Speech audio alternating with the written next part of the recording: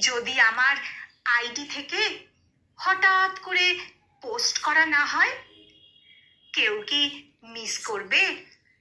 হয়তো না।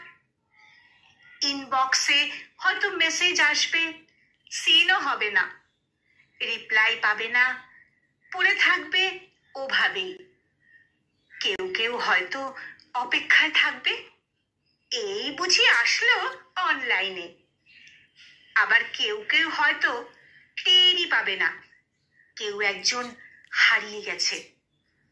হঠাৎ একটা সময় কারো হয়তো মনে পড়বে, কে যেন আর নেই।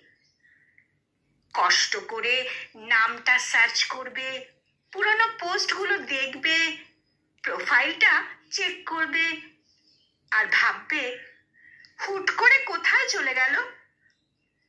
আবার কেউ কেউ হয়তো একদিন না পেয়ে ফ্রেন্ড লিস্ট থেকে আনফ্রেন্ড করে দেবে। যখন আমি থাকবো না, আমার স্মৃতিগুলো কি কারো মনে পড়বে? হয়তো না, আবার হয়তো হ্যাঁ। তবে হারাতে হয়, হারাতে হয়। হারিয়ে যাওয়াটাই নিয়ম। কেউ আয়োজন করে হারায়, কেউ বা হুট করে হারিয়ে যায়। আমি না হয় হুট করে একদিন হারিয়ে যাব।